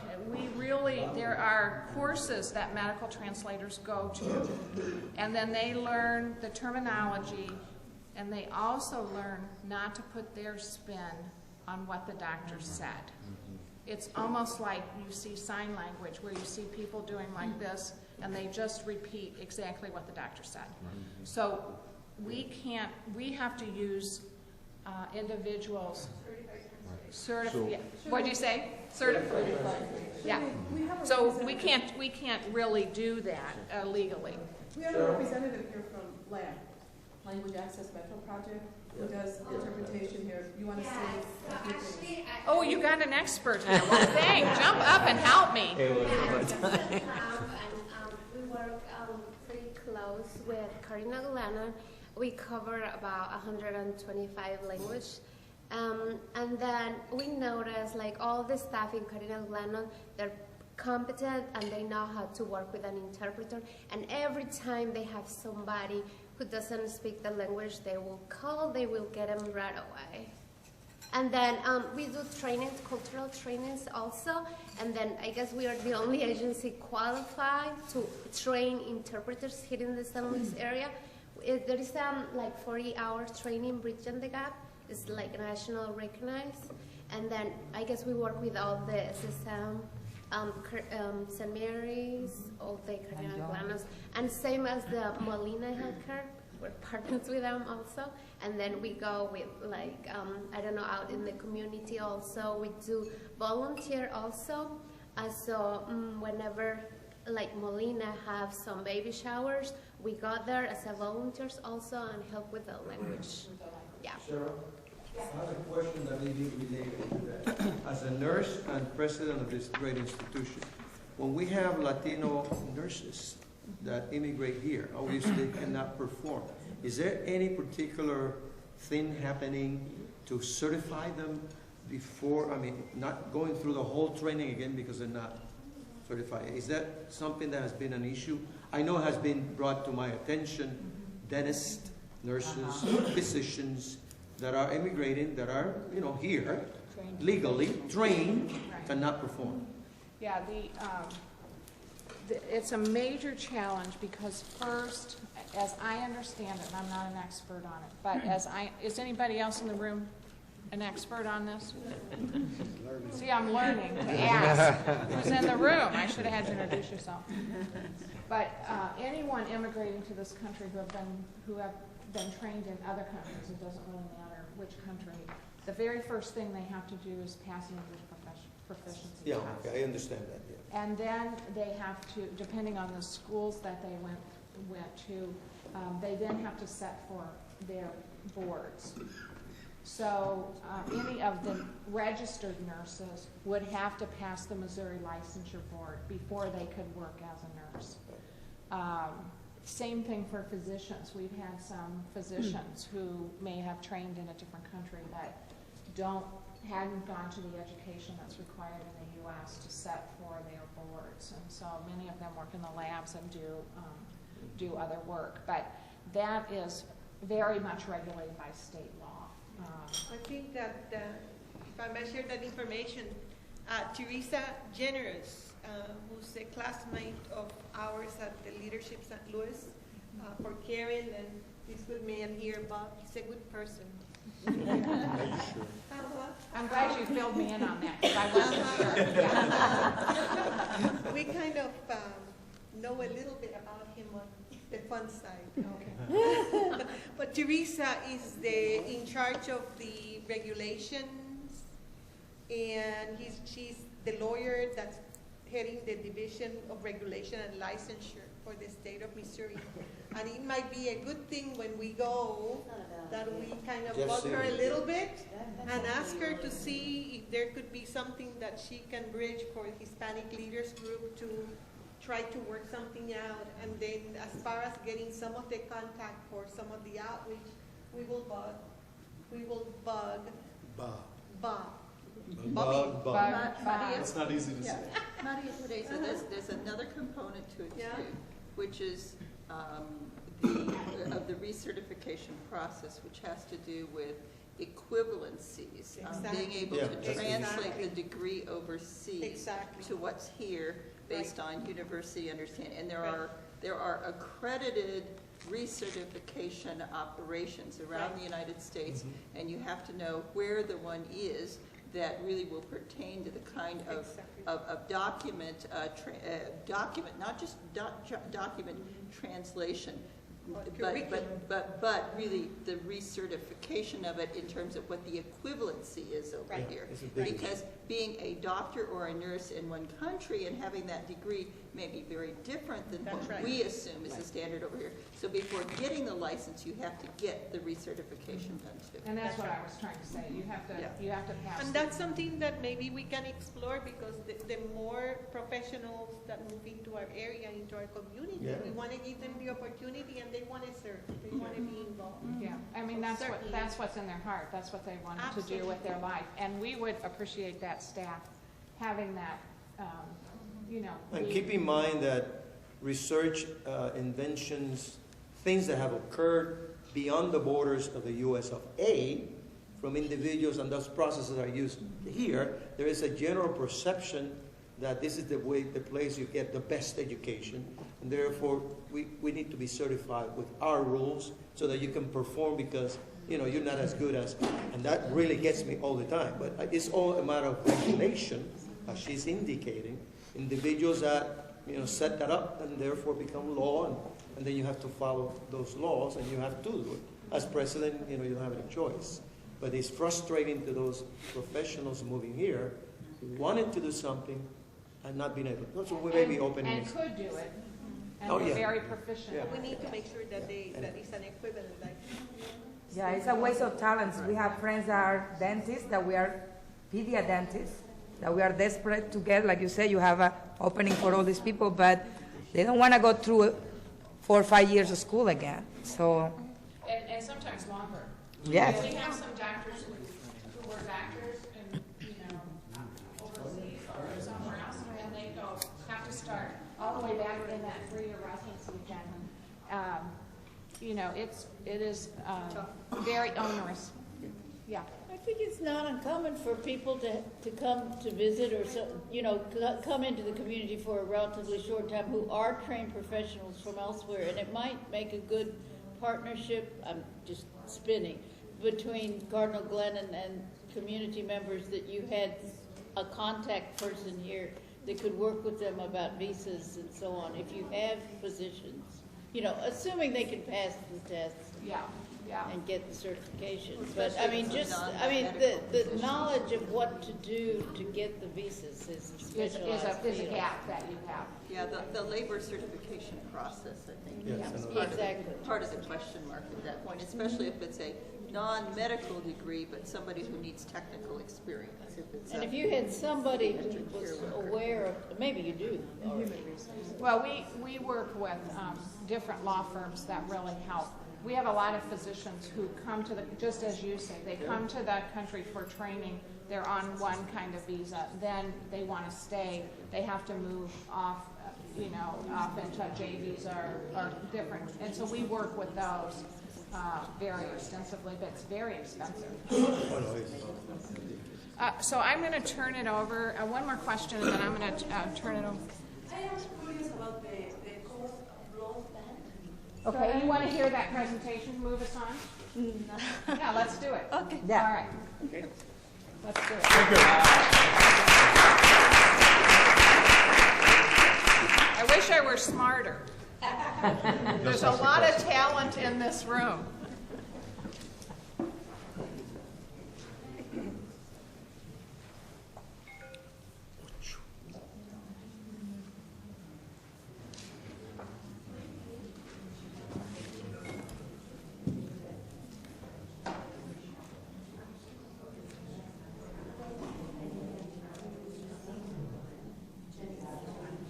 And I'll be speaking to you this evening about the bank, and as will my colleague, Vicki Geiler, because we both came on about the same time, and we both do two very important things that have a very good effect on your community, at least as much as we can do.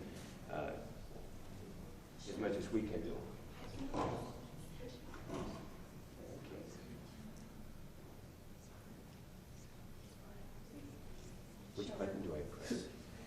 Here, I think you have to use my little thing here. have that little, I'll fix it.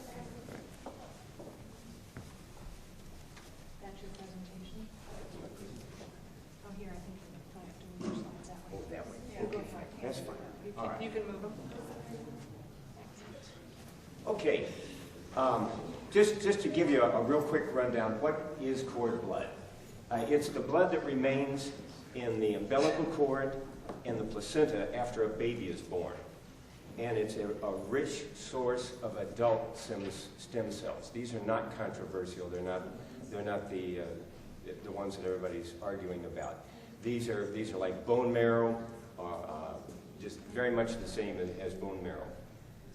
It's non-controversial. It's collected after the baby's born, and the baby and the mom are okay, and then the doctor, the mother's doctor, will collect the cord blood for us. Nobody gets hurt on this, and if you don't donate, or if you don't bank it in a family or private bank, it gets thrown away as medical waste. So it's really a very good thing that you can do when you have a baby. It's very important. There's 70% of the patients that need a stem cell transplant don't have a relative that can donate their stem cells for them. And so they have to find an unrelated stem cell source. And there's bone marrow, there's peripheral blood, and there's cord blood. And cord blood is particularly good because it's based on births, and there are 4 million births a year, so it's a renewable resource here that we can take advantage of and do good things for people that really need help. There's less contamination by viruses when you're dealing with cord blood as compared to bone marrow, because the placenta filters out a lot of the viruses and so forth. So it's cleaner that way. There's easier access to it when it's needed, because it's already been processed, it's already been typed, and it's ready to go in liquid nitrogen. It's been frozen in it. Whereas bone marrow, you got to go and find somebody. You have to find somebody with a match and get them to agree to actually come in and be operated on and give a sample and so forth. There's a lower rate of rejection with cord blood stem cells, and that's because they're what we'd call an immature cell. They don't have a sense of self. They haven't been working in somebody's body. They don't have dealt with all the diseases or all the sickness that person has had. They're all fresh, and they'll adapt very well to the new place where they're going to be inserted. They have more flexible matches. If you're working with bone marrow, you've got to hit 6 on 6 of the matches. It's called an HLA, a human leukocyte antigen, and you have to hit 6 points out of 6 points before it's a good match for bone marrow. With cord blood, you can hit 4, and it'll still work. It's just amazing. But that's just how flexible they are. And it's just a matter of if you have enough cells in there, that 4 match will work just as well as a 6 match on bone marrow. Now there's some benefits too. The cord blood cells are used to treat over 70 different diseases. Now we primarily work with leukemia and lymphoma. Those are 2 really big uses for cord blood stem cells. But we also can treat certain immune system disorders and genetic metabolic disorders. Now, basically, here's what we're all about. We're the St. Louis Cord Blood Bank. We're a part of Cardinal Glennon. We are a public bank, which means that there's no cost to donate your cord blood to us. We'll take care of all the costs, and then we make it available to anybody, anywhere in the world who needs a stem cell transplant. There are more than 20,000 cord units in our inventory, and we've exported over 1,850 cords to people who needed them. So we've got 1,850 lives that we've saved. And this is all over the world. We collaborate with 450 physicians here in eastern Missouri and southern Illinois. And we have 29 hospitals that we go to, and we count on them to be in our program and collect cord blood for us. We also recently have spread out to Kansas City.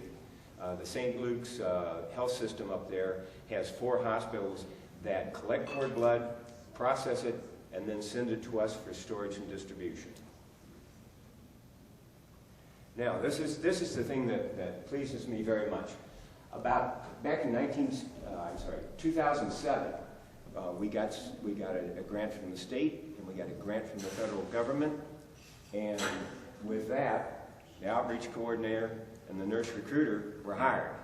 Okay, so what we've been working on is building a program, building up donations and getting minority contributions in there. Because a big part of what the state and federal funding wanted is they wanted us to assure that we would have a minority effort, and we did. In 2007, the census here for this region showed that 1.6% were Hispanic people. And in our inventory at that time, we had 0.3% Hispanic units. In 2010, the percent of Hispanic individuals in the census was 2.2. Bingo, we're right on it. And we're real happy to tell you that.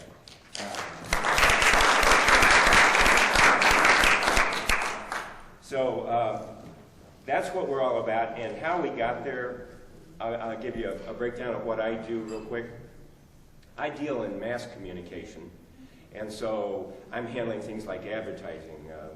This year we'll probably be in El Sol.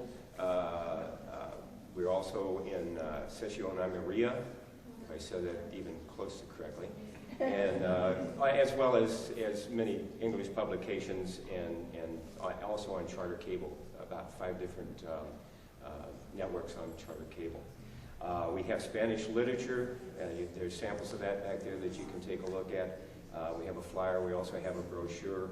And we have Spanish forms on our website so that anyone going there who would prefer to use a Spanish form has it, and it's available to them. So that's, you're looking at a typical ad that we run that talks about you and I could save someone's life. You know. Now, at this point, I'd like Vicki Geiler to come up and tell you more about the nurse recruiter. She's hands-on. What do I have to do to move on? That's right there. Okay. Hi, good evening, everybody. Good evening. Thank you for coming, and thank you for allowing us to tell you about our wonderful program. So when we came on board in 2007, we decided that we needed to, of course, increase our diversity, and Drew showed you how we did do that, and we continue to do that every day. I have the wonderful opportunity to be out in the community.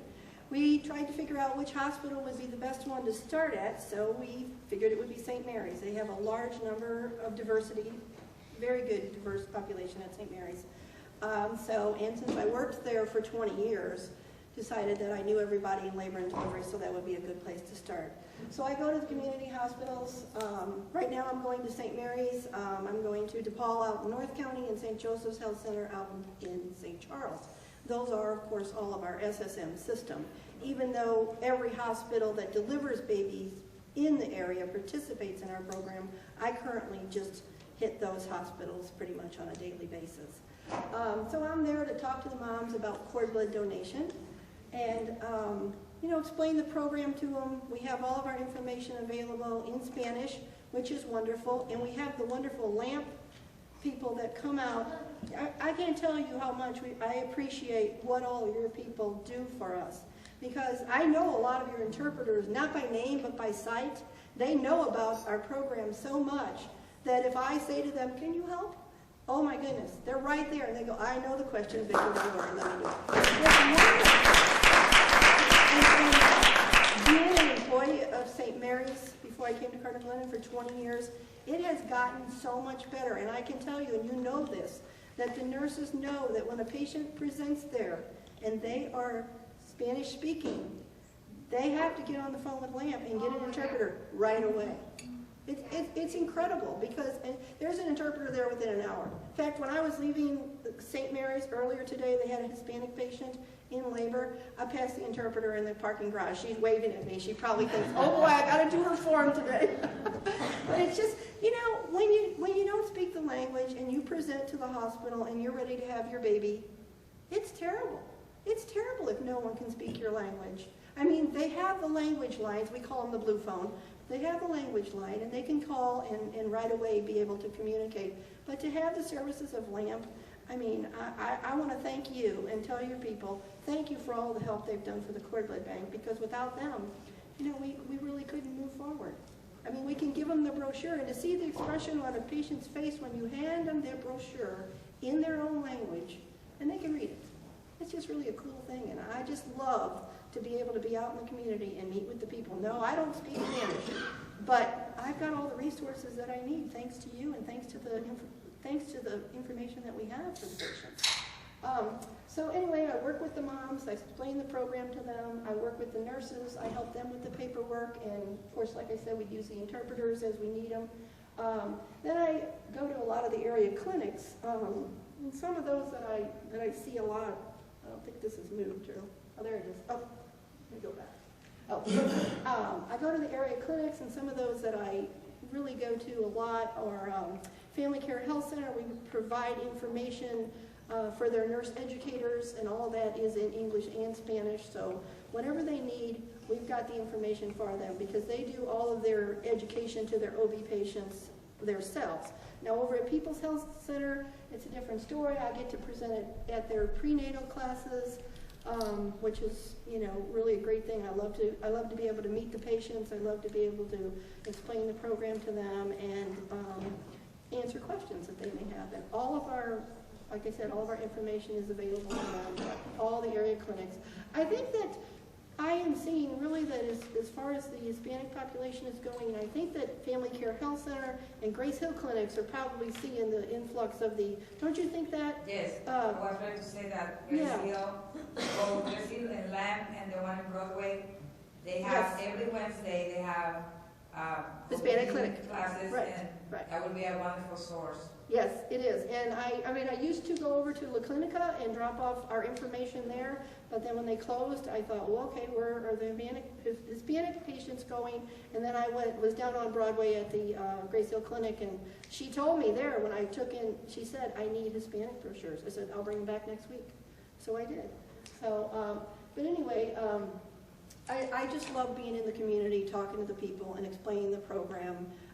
Our ultimate goal is to increase minority donations, because we need this to help save lives, because my blood won't necessarily match yours. So it's very important to have a different cultures that we can get cord blood from. That's why we want to be out there. We want to be out there. We're all about saving lives, and it's just a really wonderful, wonderful program. Drew showed you how we had increased our numbers over the past 3 years because of what we do and because we're out in the community visiting with the families. So just a little bit of a cute story here. This is Diego, and he was a toddler when he was diagnosed with acute lymphocytic leukemia, restored to health as a result of his cord blood transplants. Diego is now 10 years old. His mother says it's a miracle. Every day it's a joy to be with him. So this is what we do. This is really what it's all about. And that's what I tell the patients every day. I say, you know what, you might help save a life.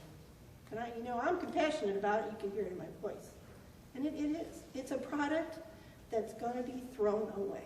If you don't donate it, it's going to be thrown away. So, yes, sir. You talked about a cord unit. What is that? And what percentages of the mothers donate? What percentage of the mothers donate? It depends on what area you're in. Probably about 30% of moms donate. Some hospitals have about 50% of their patients that deliver their donate. But I would say, so we say between about 30 and 50%. It didn't used to be that way. It's getting much, much bigger. There's no reason why not to donate, because you know, it doesn't harm mom or baby at all. So a cord blood unit is the bag of cord blood that we get from the umbilical cord after the baby is delivered. The physician collects it and goes into a little collection bag, and that's what a unit is called. And then we bring it over here to Glennon, to our labs, and all the processing is done, and then we freeze it and we try to find a match. Yes, sir?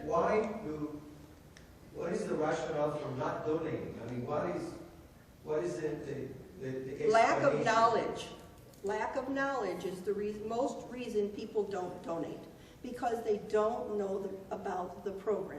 No, I understand that. Okay. I mean, it's something some people can't. You have it, and you say, "Can I keep it?" And I say, "No, I want to take it with me." I mean, what is the deal? They won't take it with them. They'll more than likely it'll just be discarded. They don't take it with them. It's just discarded as part of the placenta and the afterbirth. I still cannot understand what the communication is. Throw it away or keep it. Who will say throw it away rather than keep it? But it requires a lot of paperwork. Right. That's exactly what I want. Yeah. Absolutely. I started working with Mr. Schumacher, and my sister was pregnant at the time, and she got so excited and she did it. But the problem was filling out the application took some time. Right. And I don't like to read that last, so I'm like, many women are giving birth, and so my question would be to you, how long before giving birth they fill out the application? They have to fill out the application right there when they're giving birth, when it's a time that you're like, No, if they go to our website or, in their community clinics, they get one of our brochures, they can call our office and we send them all the information that they need. Any time before they give birth, we would love patients to we call it pre-register, but probably about 80% of them don't pre-register because they just didn't get the information. They show up at the hospital and the nurse says, "Do you want to donate cord blood?" And they say, "What's that?" And then the nurse explains it to them, and they said, "Sure, why not?" And I can't really say why they won't donate, other than they just don't want to do it. Maybe there's something we have to have an extensive medical. Sometimes it's culture. Sometimes it is culture, and sometimes is they don't want to fill out the paperwork, and sometimes they may have something that they just don't want to talk about. There are reasons why you can't donate, and some of those are things that I'm not going to really discuss, but I mean, sexually transmitted diseases, that's one reason you can't donate. So, we want to make sure these come from healthy families. Sir? Can that cord be banked for future use of that same mother and that child? No, we don't, not at the St. Louis Cord Blood Bank. Because we are a public bank, there are private companies out there that you can bank with. Those do cost, but we save it for whoever's going to need it. And down the road, if we still have it there and there was a need in the family, yes, we would give it to them. But we don't advocate that this is really saved for them in particular. That's just not what our program is. So if you have this cord and you can take stem cells out, how many people can you help? Usually just one. Just one. Usually just one. And I believe right now the numbers, I don't know if you'd said this or not, but it's about, used to be that it was mostly children, but now we're about 50% adults, 50% children that we are helping. Yes, ma'am. For how long can you keep the cord? Well, the Cord Blood Bank has been around for 15 years. This is our 15th anniversary. So we have units that have been stored there that long. Now when we take them out, what we do is we check the viability of the stem cells that is in them, and it might have decreased just a little bit, but they are still usable. So as far as we can say today, 15 years. So, but it's you just, don't use the old and then leave the new? we have to find them. It has to be a match. It has to find a match. Yeah. Oh, I know. It's a lot to learn. Believe me, it's a lot to learn. And Any other questions? How much of your outreach is actually to the physicians that are working with the pregnant mothers, and how much is it with the pregnant mothers? Well, you want to answer that? Well, part of what I do is work with the physicians and promote to them the good that they're doing. They are donors just like the moms are. And so I personally spend a lot of my time writing letters to them. We've got a newsletter that goes out to them. We're going to have another special mailing to them coming up pretty soon here. And it just pays off in that we always thank them for what they're doing, just like we would any other donor, and it's building with that. So we got them interested in doing it and proud of doing the collecting job for us. And we've got the nurses that the nurses in the labor and delivery departments of the hospitals. We've got them, we communicate with them in the very same way. And so they're pumped up. And we're seeing a real good acceptance, growing acceptance of what we're doing. And the reason why I ask is because for us, that's how we found out about it. I mean, you could have all kinds of information everywhere else, but we found out about it through her physician. Yeah, and wonderful. Midwives? Yes, we have midwives. Yes. Yes, they're certified nurse midwives. And there's a couple of them that are really good. they're doing a lot of collecting for us.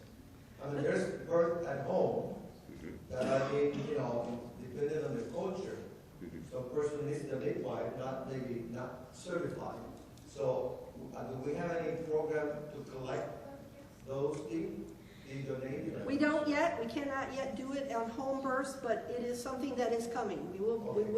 We are planning on doing that soon. But you said your wife found out from her physician's office. God bless him. God bless the physicians for what they do for us. Not only the families and the women of the community, but the physicians for doing this for us. We don't pay them to do this. This is a program that they believe in. We don't pay the nurses to do this. They believe, they know that we're helping saving lives with a product that gets thrown away. And when you ask, why don't people do it? Why do they say no? I ask that question to myself every day. Why would you say no? It's not harming you, and it can only help a lot, save a life. Now, you said you worked with Grace Hill, but and I don't know if Casa de Salud offers you a bonus. They don't offer OB at Casa. No, they don't. So that information is not perfect. I've actually been down there. But it could be there because there's the people. We pass the information, but we don't go. Yeah. We have one more presentation. Sure. I really appreciate all these questions. Thank you all. Yes, I really do. Beautiful. Thank you.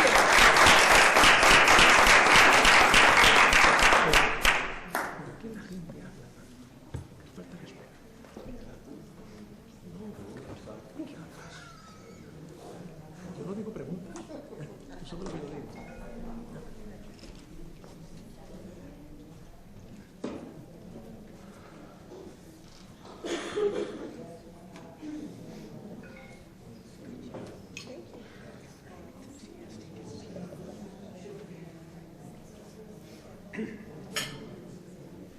Necesitamos un sargento de armas para que calle la gente. Está llegando de afuera.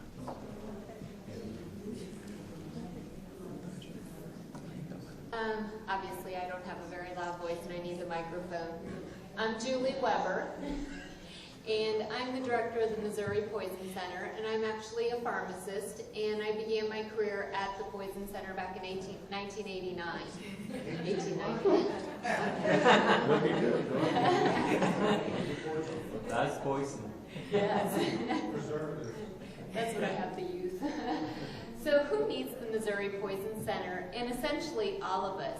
Even though we're based at a pediatric hospital, we are for adults as well as children. And a poisoning can happen to anyone at any age. As you see here, we have with our seniors, we help with a lot of medication double dosing and misdosing. Adults that we can accidentally have something splash up into our eye or on our skin. Or, as our frequent caller, about 59% of our calls are on the pediatric patient where they do get into medication bottles. So the Missouri Poison System is made up as, we are the lead agency for the entire state of Missouri. And it's based here at Cardinal Glennon Children's Medical Center. We have a network of over 121 hospitals throughout the state that we serve. And we've helped over 195,000 citizens just last year alone. Since our inception, and we began here at Cardinal Glennon in a small closet off of the emergency department, and since that time we've handled over 2.6 million calls. So what does that mean? We're getting at least 200 human exposure calls into the Poison Center daily, and every one of those calls gets a follow-up. So how do we serve Missouri? We're accessible by a toll-free number that basically everyone in the state can get to us.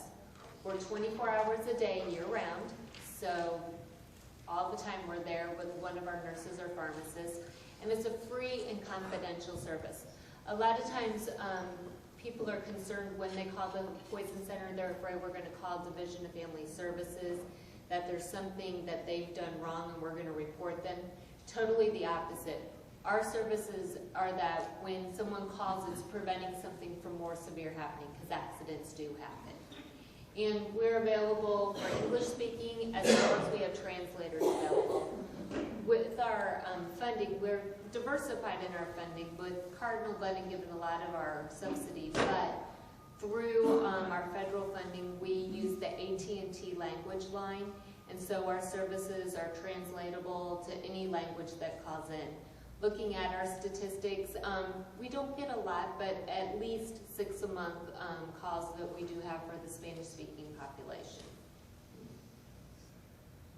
So who's serving you? This is the Poison Center. This is our office. We have 10 fully functioning workstations within our office, as well as we do a lot of remote working. We have agents that work from home, and this is because we also help for monitoring public health incidents, so we can surge up if there's some type of public health threat to get more than just the number of staffing on that's at that time, so we can handle calls in the most efficient manner.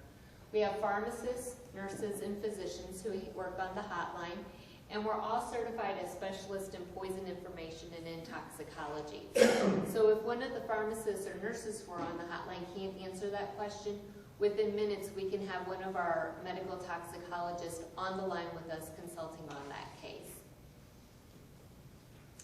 Our awareness efforts reach to all corners of the state. We do focus and do outreach. I heard you questioning about outreach. We have a public education coordinator who we have worked with Our Lady Guadalupe Church up in Florissant with translators, and we bring our program into there. We have Spanish-speaking materials that are on the back table that are available, as well as magnets with our phone number on that. And just that awareness in contacting us, we are happy to go into the community and give our presentations so people understand the services. The types of calls that we do receive just vary. I look at what's safe and what's poison, and I really like pointing out the blue liquids, especially if we do not have someone that speaks English. I usually look at this that it tricks children, but if you cannot read the labels, these products trick people, and they're easily poisoned. The blue windshield washer solution has methanol in it, where one mouthful can cause blindness in the pediatric patient. And look how close it looks to the Gatorade blue drink. And mouthwash. Mouthwash contains 26% alcohol.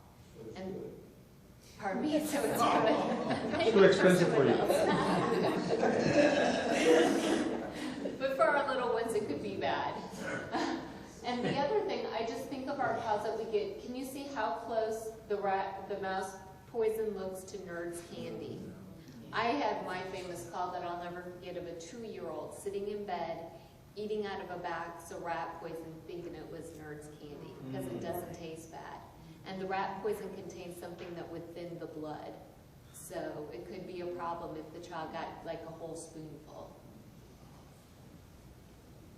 The care paths that we take when someone calls into the Poison Center, you're not getting an operator, you're getting one of my nurses, our pharmacists.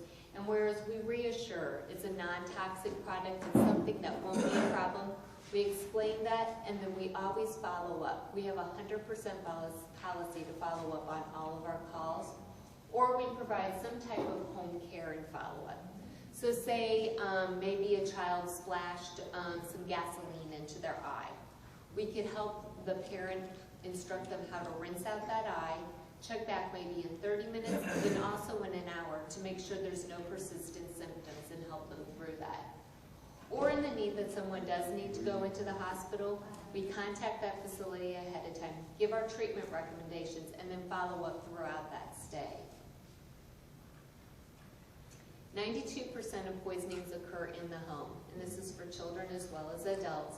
And with our services, 85% of those calls are able to be managed at home with just maybe a mild treatment and some follow-up.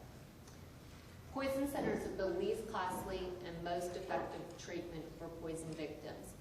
Even what we promote is on labels, on information, is to call the poison center first. Don't just grab the child or take the adult and go straight to the hospital, because there's early treatment that we can do at home that prevents that unnecessary visit to the emergency department.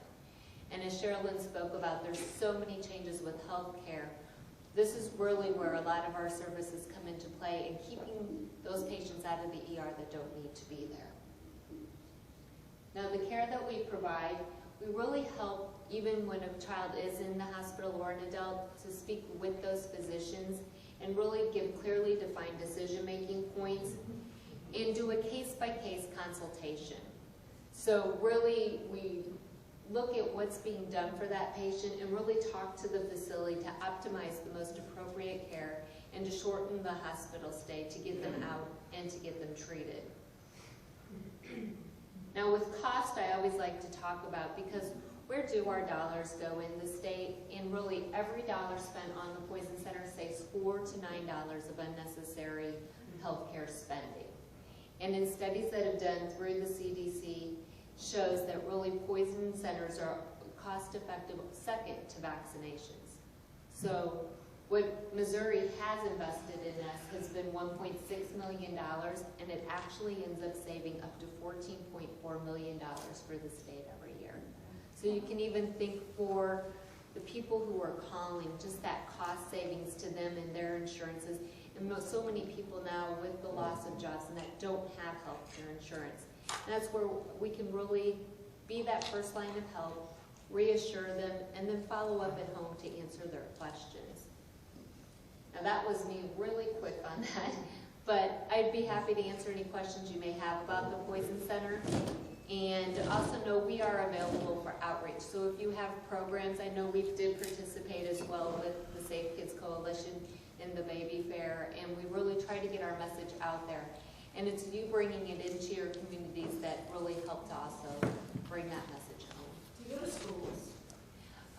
We have programs, sometimes our public educator does go to schools, as well as we have programs that are in Spanish as well as English to help the school nurses teach that information. The Director Office of Senator McCaskill, is she still here? She left. They have to work. I'm going to cut this now. We're going to be adjourning. The message is February 23rd, Hispanic Day at Jefferson City. You're going to be getting a survey probably tomorrow or the day after at the latest, and you're going to be getting also the registration form. The Hispanic Leaders Group is going to channel their registrations through our website. So stay tuned. We're going to tell you when the next meeting is going to be held. And it's going to be held always on the second Wednesday. And the next meeting is going to be then in April. We'll let you know in advance where we're going to be meeting. Thank you for coming. Gracias, Judy, and for Cardinal Glennon on this excellent presentation. I would be happy to guide you out as we leave, because I fear your breadcrumbs may have been eaten by now. I know it's a long way back here, so just give you guys a cookie chef. Omar. Yes. So you're going to try to go to the 23rd? Oh, Is that I'm something going. in Hollywood? I have a Is that your son? That's my son. She must have We been have an agenda. Come on.